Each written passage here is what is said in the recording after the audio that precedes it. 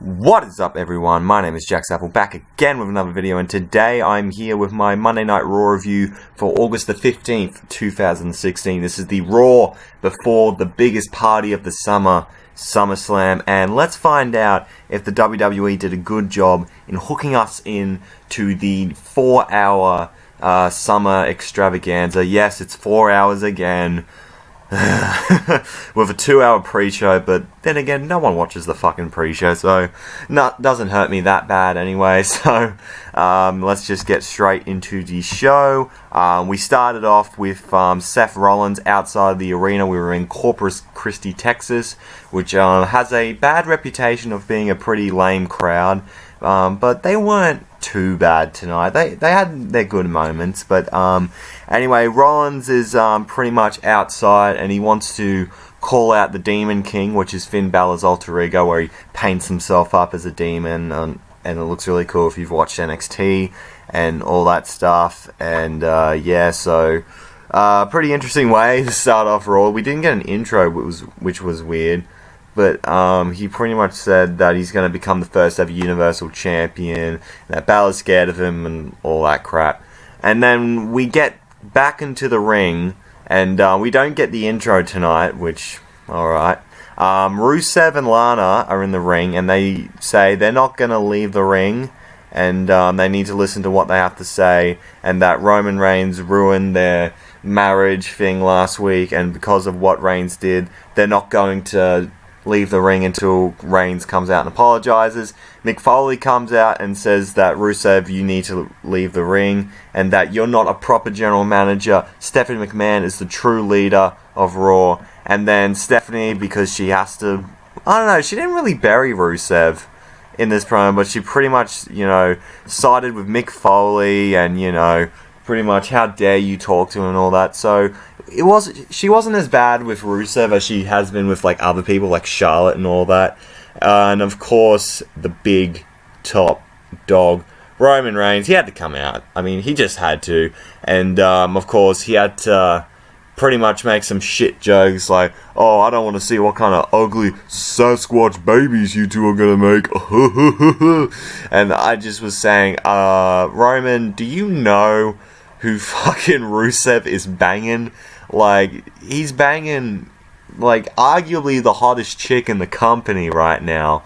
You can make some arguments, Sasha. It's your taste, whatever. But still, Lana is definitely up there when it comes to the hotties. But, yeah, he pretty much said, you know what? I've had enough talking. I'm going to come out there and beat your ass right now. And pretty much Foley says, you know what? I'll let you two fight each other tonight if Rusev wants to defend the honor of his wife. So that got me thinking, why are they having this match now? In 6 days' time, we're going to see the match for the US title. Now we're getting a non-title match tonight. I'll talk more about it later on, but I just think it's a bit silly that they're giving away a SummerSlam match this early. So anyway, we get right after that, we get Sheamus versus Sami Zayn, which was pretty cool. I think Cesaro was on commentary for this match, I believe, and this was a pretty even match all around. Sheamus was doing his typical powerhouse shit, but during this, pretty much Sheamus got distracted by Cesaro when he was on the outside, and then while he was looking at Cesaro, Sami Zayn pretty much hit the haluva kick on him, which I thought was pretty cool, and ends up getting the win. So yeah, right after that, Sheamus and Cesaro are having some bickering backstage, and Foley just says, you know what? I questioned your attitudes, Sheamus, and I questioned your ability, Cesaro. So I'm going to announce a best out of 7 series between you two, with the first match starting at SummerSlam. We've already had like 2 matches between these two, when now we're going to have a best out of 7?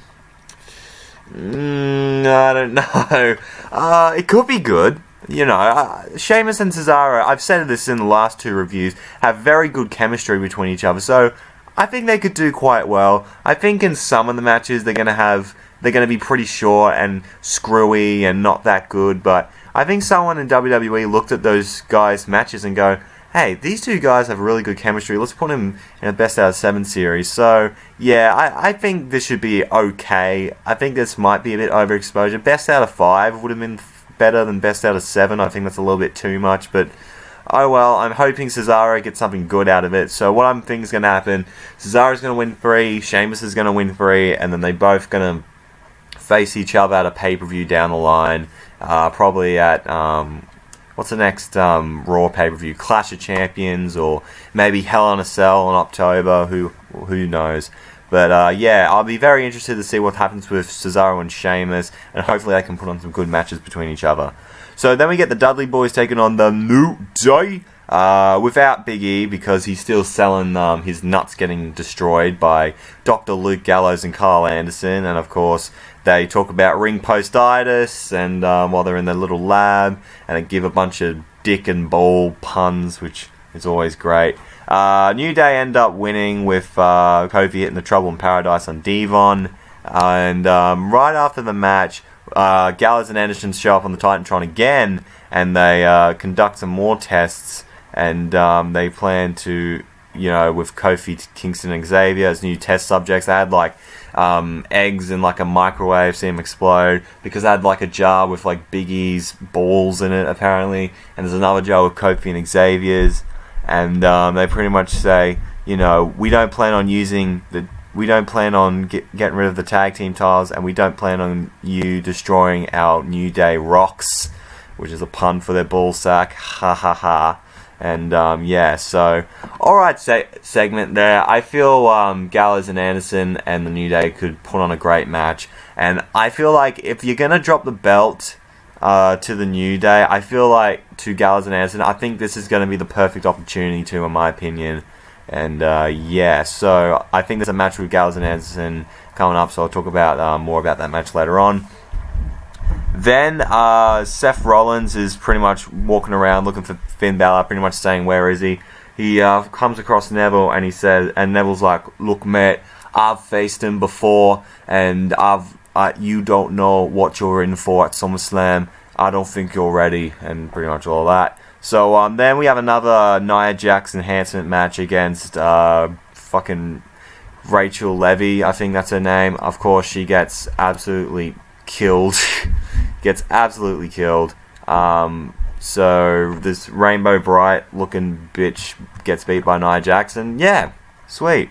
So right after that, we get Brock Lesnar pretty much talking about... and then right after that, we get Paul Heyman and Brock Lesnar walking to the ring and pretty much hyping up their match. They were going to hype up the match at SummerSlam, but before Paul Heyman can even introduce himself, Heath Slater, the one-man rock band, the hottest free agent in WWE, has the fucking nerve to interrupt Paul Heyman, and pretty much everyone's like, you sure you want to do this, Slater? It's not pretty smart.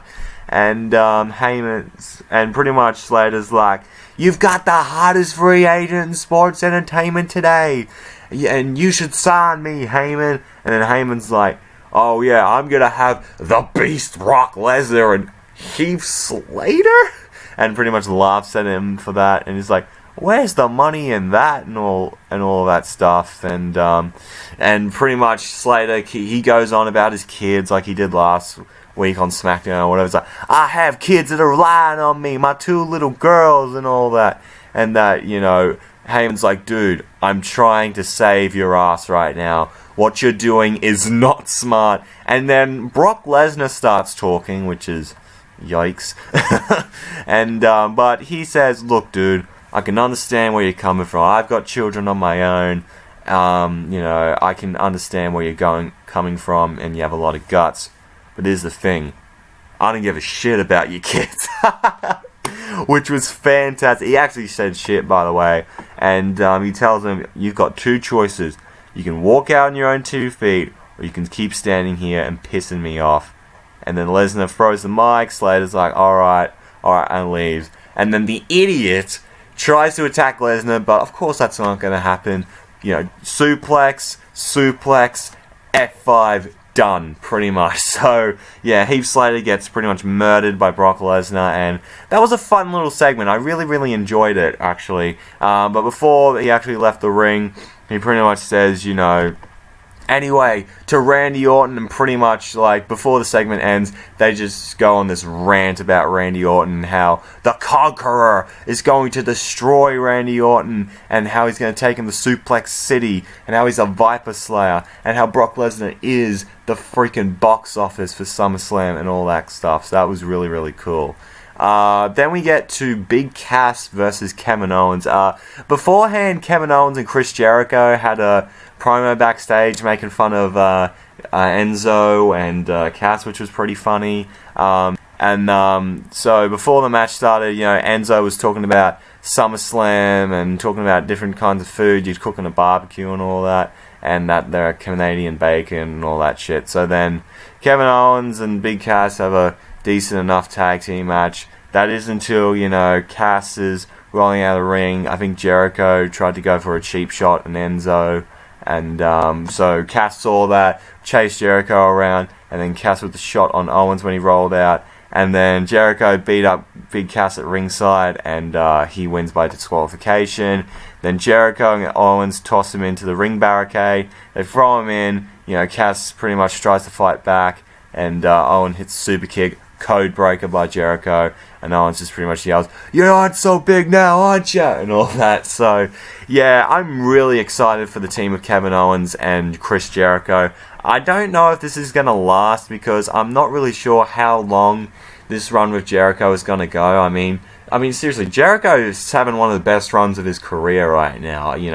He's started all the way from January, and he might go through this to December. Who knows? Might have a whole year of Jericho. So drink it in, man.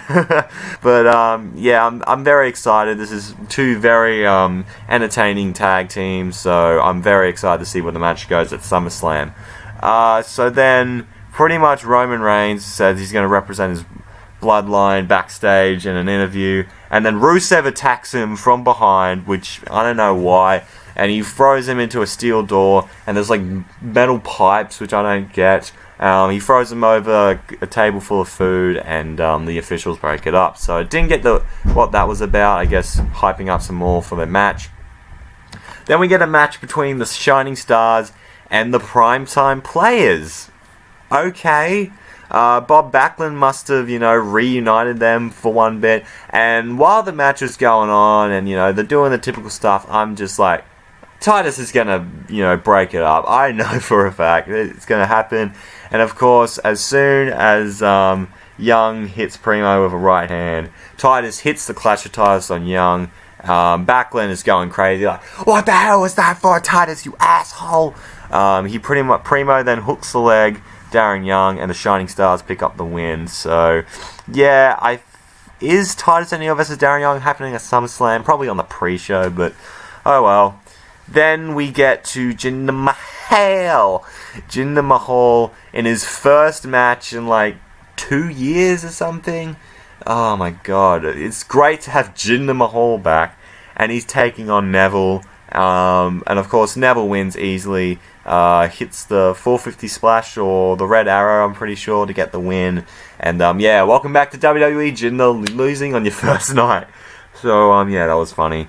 Not really, but whatever. So, backstage, Mick Foley and Stephanie pretty much announced that Jon Stewart will be returning to SummerSlam this year. Pretty cool, don't mind that. Hopefully he doesn't interfere in the Universal title match like he did last year and help Rollins win. Seriously, if he interferes and costs Finn Balor the match, it would be like, just no, please, just no. And then Rollins walks in, talks about how, he's trying to find Finn Balor as the Demon King, and he says he's got stuff to do and he wants the night off. And then Foley says, call out the Demon King inside the ring, even though we all knew that was going to happen. They announced that beforehand. So, yeah, that's what Seth Rollins does. He gets in the ring, he calls out the Demon King, and pretty much says, "I'm going to be all over every news site as when I become the first ever Universal Champion, and I'm going to give you one more chance to come to the ring and face me one-on-one. But don't worry, I know you're scared. I am the face of your failure. And at SummerSlam, you've got nowhere to run and nowhere to hide." And then for some reason, a fan just jumps in the ring and tries to have a go at Seth Rollins, but like when he just gets in the ring, the security just tackles the little shithead, and then he starts, taking the piss out, and it was like, oh, is that the Demon King? Is that the best you got? And then the lights started going out, and and it started twitching a little bit, and this weird voice, oh, Demon King is coming, and all that shit, and then Finn Balor walks out as the Demon King, got the face paint on, the whole entrance, the whole old deal.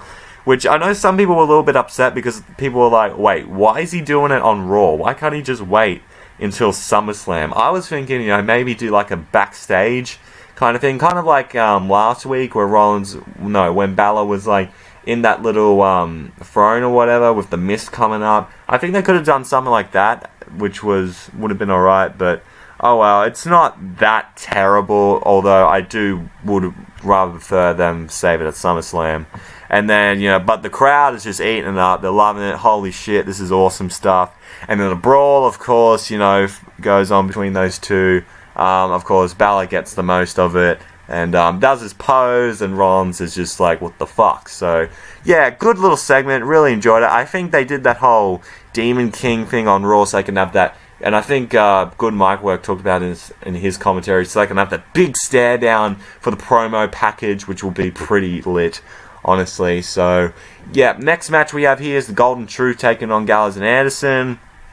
Of course, R-Truth and Goldust win this match. No, Magic Kill on one of them to get the win easily. And then Kofi and Xavier hit the ring right after the match, beat the shit out of the club, and then while Anderson's on the ground, Kofi's got his legs open, and then Xavier grabs Francesca, and he's going to smash his ball bags right in the middle, but Gallows just pulls them away, and so this is a bit of a weird kind of storyline. They want to, destroy each other's nutsacks, but it's a storyline nevertheless. I'll take it. So, yeah, New Day versus Club. I do think it's time for New Day to give up the tag belts to the Club.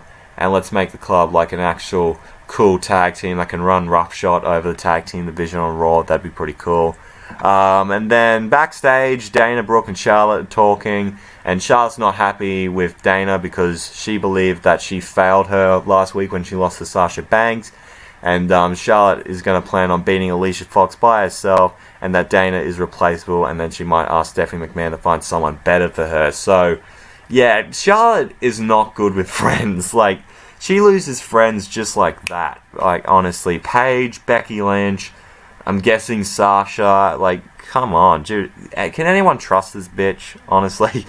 So Charlotte does end up beating Alicia Fox while Sasha Banks was on commentary. By the way, Sasha's pants, man, loved it. So Sasha gets in the ring, and of course Dana Brooke, who just got verbally abused by Charlotte, decides, you know what? I'm going to help out Charlotte anyway. Even though she treated me like a piece of shit, I'm going to help her out. So Charlotte hits figure eight on her. Banks is just, her legs start to die, and Charlotte won't break the hold. A referee has to pull Charlotte off her, and that's how that little segment ended. So yeah, I think the Women's Championship match could steal the show at SummerSlam. Sasha Banks versus Charlotte are two of the best women's wrestlers we have in the company right now, and two of the best women's wrestlers in the world, in my opinion. So yeah, I'm extremely excited for that Women's Championship match, and I hope those two girls fucking tear it up. And then we get to the main event. Rusev versus Roman Reigns. Who gives a fuck? To be honest with you, wasn't that into it. It wasn't horrible, but like, compared to some of the other main events that we've seen on Raw in the last few weeks, just nah. There were some cool bits throughout the match. Towards the end, I do remember Roman Reigns jumping on the steel steps to go for a Superman punch, but then Rusev kicked him in the guts, which I thought was pretty cool. And he pretty much told the fans, like, during the match to cheer for the Russian and Bulgarian, which I thought was cool. And so he, right after that, Reigns, hits him with the spear at the end to get the win. And then, of course, Lana's very upset. Roman Reigns is standing in the corner, raising his arm. Big Top Dog ends the show. And, this was an okay Raw. A lot better than last week, because that last Raw was just pretty bad. But this Raw was an improvement. I thought this was an okay way to build up SummerSlam. I thought the Balor Rollins stuff was pretty cool, although they should have waited until SummerSlam to reveal the Demon King. But oh well, still a cool little stare-off there. Some other things, I'm enjoying the Jericho and Owens versus Enzo and Cass stuff. The Women's Championship stuff was okay. The tag team title stuff was very interesting. And yeah, it did have a lot of good stuff on this, I will say. And the Brock Lesnar Heath Slater bit was great. So yeah, thank you guys for watching this episode. I hope you have enjoyed. If you did, make sure to leave a like, comment down below what you thought of this episode. If you want to see more from me, hit that subscribe button. I'd be glad you did. Twitter and Instagram is at JackAndManLowell31 if you want to check me out there. Also check out the Bullshit Club, Mr. Edge TV, and the 5/8. Their links will be in the description below. Thank you so much for watching, and I'm out in 3, 2, 1.